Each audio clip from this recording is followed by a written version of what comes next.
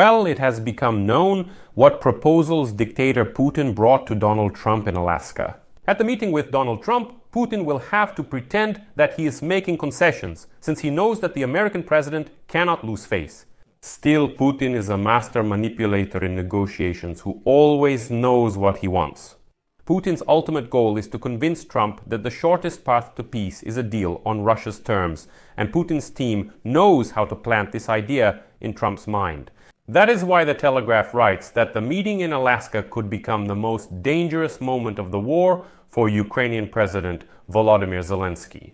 They say that despite Trump's promise not to make a deal, there are concerns that Putin will win the trust of the United States president. And here, many analysts say that unfortunately Trump tends to believe, let's say, the last speaker he meets with. And based on this, at the press conference, we might hear a lot of such Kremlin narratives coming from Donald Trump's mouth.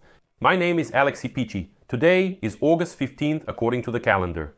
Before we begin, I ask you to subscribe to the channel, give it a like, leave any comment you want, and be sure to subscribe to my Telegram channel, Pichi News. The link is in the description of this video.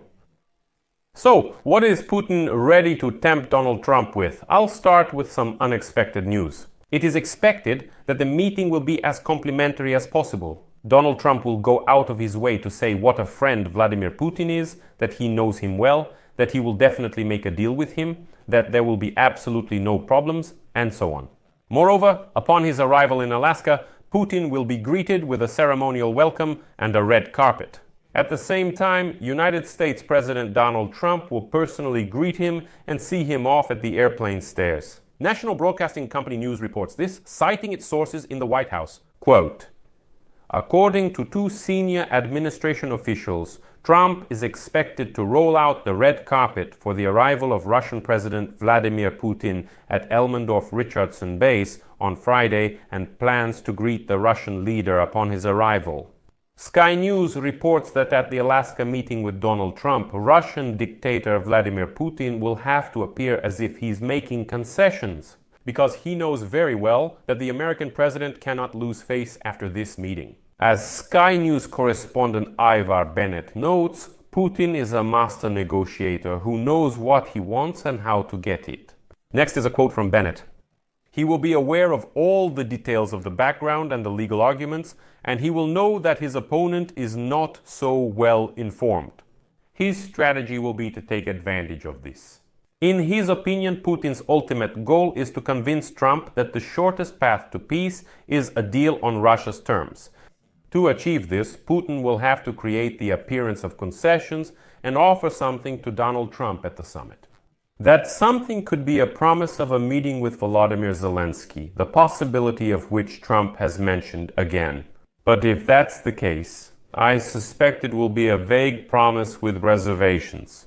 Like, yes, I'm willing to meet with Zelensky if the groundwork is laid, if we reach some agreements, if another 15 rounds of technical level talks take place, and so on. The White House may claim progress, but it could prove unattainable.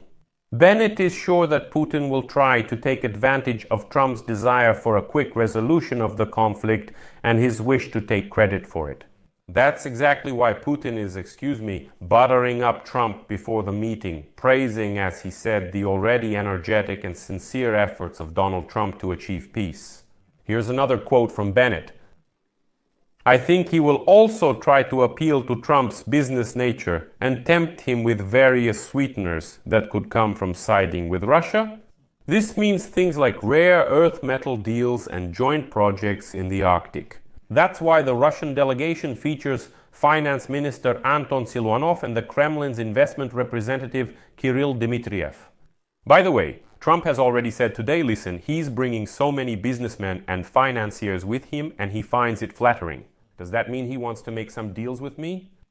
In addition, the presence of Russian Defense Minister Andrei Belousov in the delegation may indicate Putin's serious intentions to make a deal on nuclear arms control. Such an agreement would almost certainly be a desirable goal for the American president. And, as Bennett writes, Putin's goal is to make Trump feel like he's in charge. For the former KGB agent, this might not be a difficult task. But the Telegraph writes that to some extent the Russian dictator Vladimir Putin has already won because he has long dreamed of a personal meeting with the President of the United States. As is known, American leaders rarely meet with outcasts.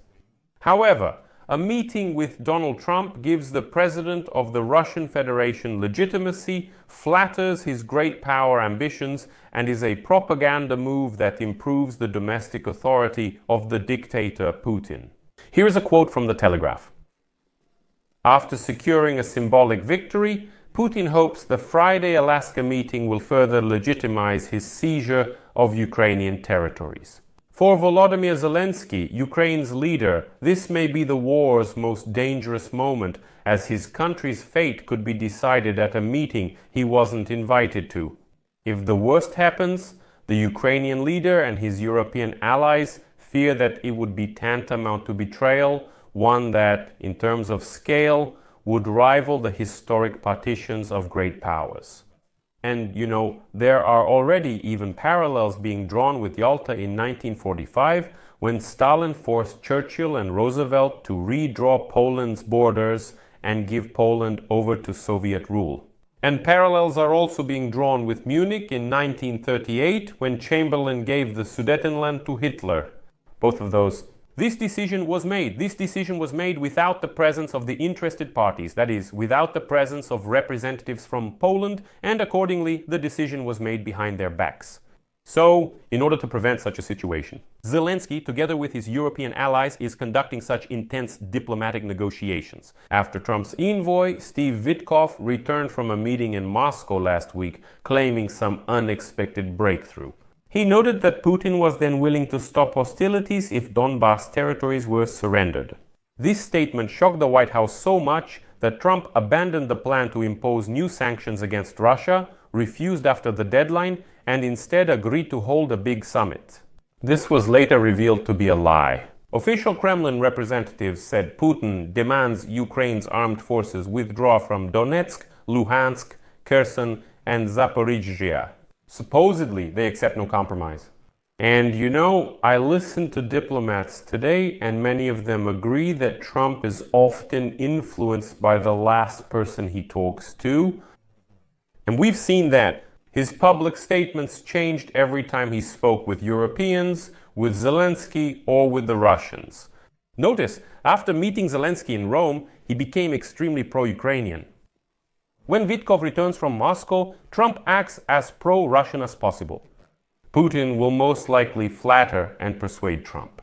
In particular, he may once again claim that Ukraine provoked this invasion itself. In addition, he may try to gain the favor of the United States president by supporting, for example, his territorial ambitions regarding Greenland.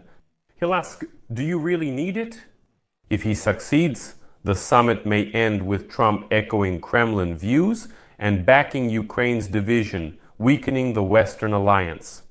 Zelensky will then face an unpleasant choice: accept a bad deal or reject it and risk being called an aggressor by Washington, losing crucial United States support. Trump will shout that, Zelensky doesn't want the war to end, and in general, it's all his fault. At the same time, European leaders hope that they have done enough to prevent the worst. If their diplomacy is successful, then Trump might even return to his threats of tougher sanctions, which could push Moscow toward a real ceasefire. That's why Zelensky said the following today. Indeed, the stakes are high. The main thing is that this meeting opens up the possibility of a real path to an honest peace and a meaningful conversation between the leaders in a trilateral format. Ukraine, the United States of America, the Russian side. It's time to end the war, and Russia must act. We count on America. We are ready, as always, to work as productively as possible. I'll leave it at that. Share your thoughts in the comments below. Subscribe, hit the bell, and like the channel. That's all for now. Take care. Goodbye.